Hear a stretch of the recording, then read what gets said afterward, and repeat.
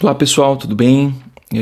Agradeço ao comitê científico desse importante ciclo pela oportunidade de dividir alguns dos resultados da minha pesquisa que procura entender como as direitas que se formaram em torno das ideias do intelectual reacionário Olavo de Carvalho contaram a história do regime militar brasileiro. Meu principal objeto é a produtora Brasil Paralelo, um fenômeno de audiência entre públicos que a antropóloga Letícia Cesarino chama de antiestruturais, que atuam para disputar a audiência com os públicos dominantes e assim bifurcar a sua audiência. A Brasil Paralelo constitui numa ambiciosa iniciativa de história pública, majoritariamente digital, que vem tentando desde 2016 contar a história do país e também explicar fenômenos do presente, claro, a partir de um ponto de vista fundamentalmente anticomunista, como nós vamos ver adiante. Aqui eu gostaria de discutir especificamente com vocês a ideia que esses grupos formaram em torno da censura durante o regime militar brasileiro, que durou ao todo entre 1964 e 1985. Como os limites aqui para essa apresentação são curtos, eu vou resumir os principais argumentos verificados no documentário 1964, O Brasil entre Armas e Livros, da Brasil Paralelo, lançado em 2019 e que acumula até agora expressivas 11 milhões de visualizações no YouTube. Bom, para começo de conversa, é importante pontuar que, para Brasil Paralelo, a ditadura só começou mesmo no Brasil a partir do ato institucional número 5, em dezembro de 1968. Até então, o que teria havido era apenas um regime transitório na esteira do golpe que, segundo a produtora, impediu o golpe comunista, que seria muito mais nocivo. Seja como for, não se pode deixar de dizer que a Brasil Paralelo reconhece a existência da censura, inclusive da censura prévia durante a ditadura. Isso na narração em off que abre o tema. Mas à medida que o documentário vai evoluindo, o que a gente vê são justamente esforços no sentido de minimizar a prática.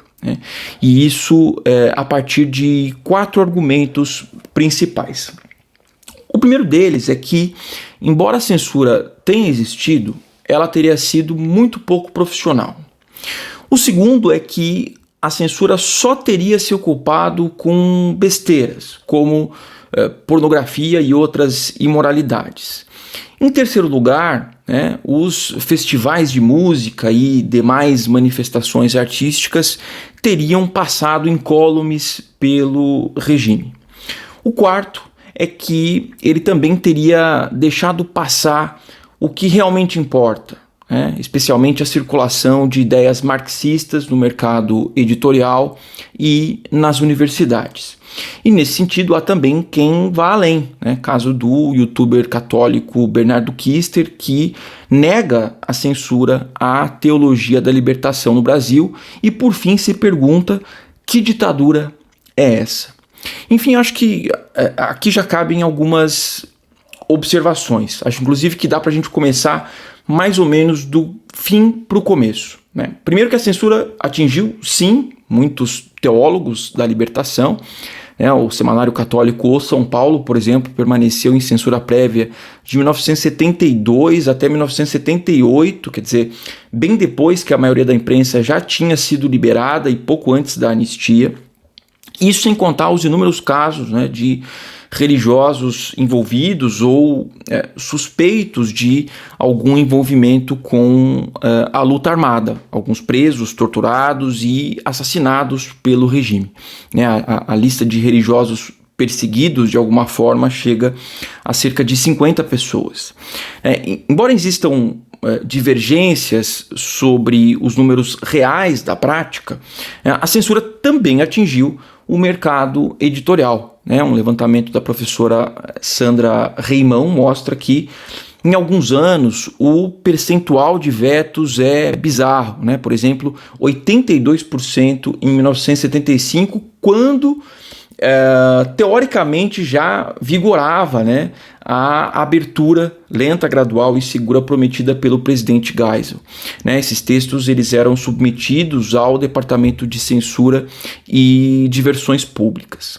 Em 1976, a Divisão de Segurança e Informações do Ministério da Educação enviou para as universidades uma lista com mais de 200 livros oficialmente proibidos pelo Ministério da Justiça. Isso indica que as universidades também foram alvo da repressão, né? Houve censura a intelectuais convidados, demissão sumária de professores, cerca de 100 logo após o golpe e outros 100 depois do AI-5, e espionagem dos órgãos de inteligência e contra-propaganda, né? Além da proibição de livros.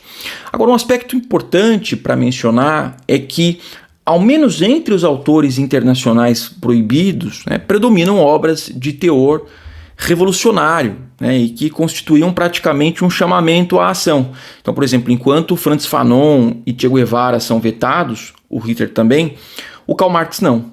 Né?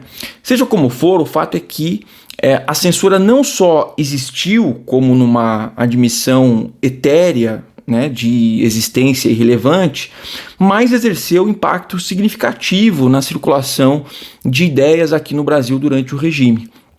E ela só não foi maior porque o amparo legal à prática era precário e porque a ditadura aqui no Brasil sempre resistiu a se reconhecer como uma ditadura. Né? Afinal, teoricamente, a caserna veio para livrar o país de uma ditadura comunista que faria coisas como proibir livros. Outra preocupação dos militares era quanto à repercussão, sobretudo internacional, da repressão, né, que volta e meia também trazia alguma dor de cabeça para o governo. Né? Isso sem contar, é claro, os liberais dentro dele que genuinamente se opunham às medidas censórias.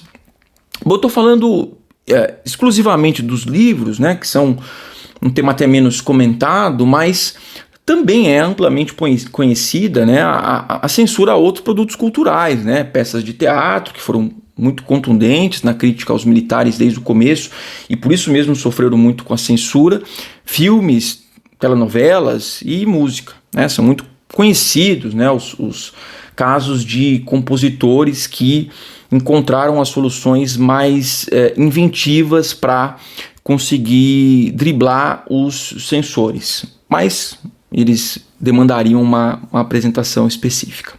Bom, apesar da forte identificação da linha editorial da Rede Globo, maior emissora de TV brasileira, com o regime, muitos são os casos também de vetos a produções da sua dramaturgia.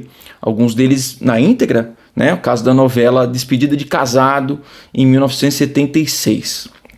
Essa censura era justificada mais ou menos dentro dos parâmetros legais estabelecidos, né, ancorados principalmente em valores morais conservadores. Né. Por isso, não faz sentido dizer que os vetos eram pouco profissionais, realizados até por senhoras, né, como chega a dizer um dos entrevistados.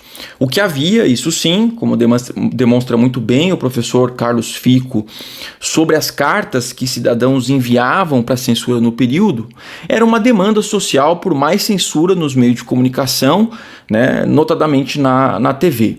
E algumas delas eram escritas por senhoras incomodadas, né, com possíveis indecências. Mas a chancela, em última instância, era do Ministério da Justiça. Bom, o meu principal objetivo aqui não é ficar brigando com cada um dos argumentos da Brasil Paralelo para oferecer uma espécie de fact-checking histórico sobre censura no regime militar, mas especular sobre o que no fundo revelam esses argumentos e sobre as suas intenções no presente. E eu acho que o último caso dá para a gente estabelecer uma série de elucubrações razoáveis, né, sobre essa apropriação que essa direita faz da experiência. Embora o documentário fale que o regime só censurava bobagens do tipo pornografia, essa não era a percepção da direita tanto da época quanto desta. sobre esse conteúdo.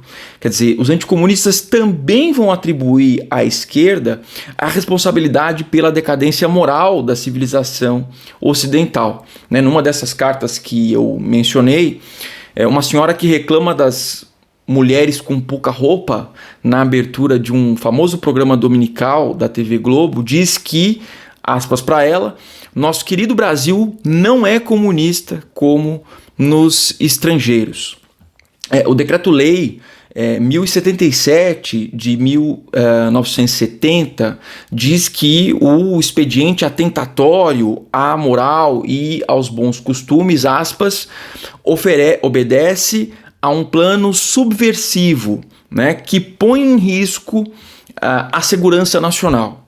Quer dizer, era bastante consolidada no imaginário anticomunista a tese de que a corrupção de costumes também representava uma frente de avanço do comunismo soviético.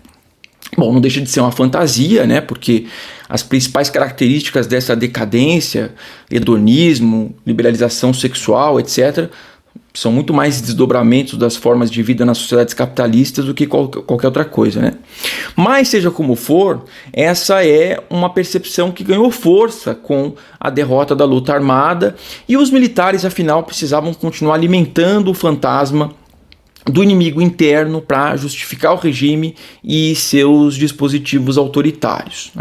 E ela também foi incorporada por parte significativa das novas direitas brasileiras, notadamente a olavista. Aqui no Brasil, desde os anos 90, Olavo de Carvalho foi o principal disseminador da tese do marxismo cultural, que consiste justamente em argumentar que, derrotada nas armas, a esquerda teria transferido o processo revolucionário para o fronte da cultura, se infiltrando nas universidades, nas artes e na imprensa. Esse diagnóstico ajuda a explicar parte das rivalidades que existem entre olavistas e militares. Afinal, para os seguidores do Olavo e para ele próprio, as Forças Armadas colaboraram com esse avanço por negligência. Numa das suas elaborações, o Olavo chega a dizer que a guerrilha era só uma espécie de distração que as esquerdas colocavam para o regime se ocupar. Enfim, com essa teoria, as novas direitas objetivam, a um só tempo, relativizar as práticas censórias do regime militar, reabilitando, ainda que parcialmente, e denunciar como ilegítimos os sistemas pré-digitais de produção e circulação de saberes, desqualificando a historiografia da ditadura como mero proselitismo esquerdista.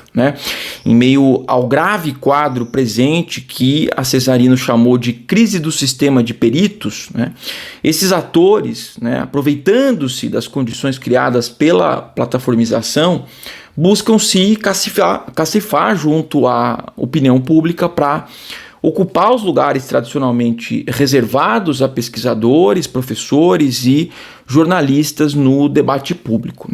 Para isso recorrem inclusive a constantes denúncias de que seu conteúdo estaria sendo censurado nas redes sociais e se opõem a quaisquer iniciativas que visam a regulamentação desses espaços. Esse expediente argumentativo, no seu conjunto, inverte os significantes dos termos democracia e ditadura, fazendo a primeira aparecer a segunda e vice-versa. Bom, evidentemente a ação das plataformas digitais e do judiciário é passível de críticas e de denúncias. Eu pessoalmente acredito que ambas têm graves problemas. E precisamente por isso, um debate amplo e sério sobre regulamentação é necessário, assim como também é necessária a vigilância da sociedade civil sobre o poder judiciário. Por outro lado, ao produzir uma leitura excessivamente enviesada da censura no regime, pensando casos convenientes, distorcendo outros e ignorando tantos outros, o que fazem essas novas direitas é, ainda que indiretamente, enfraquecer a democracia, sugerindo que o estado de exceção não foi tão de exceção assim, e que a nova república não passa de uma farsa, que elas, e somente elas, podem descortinar. Bom, é isso, pessoal. Muito obrigado a todos pela atenção e até mais.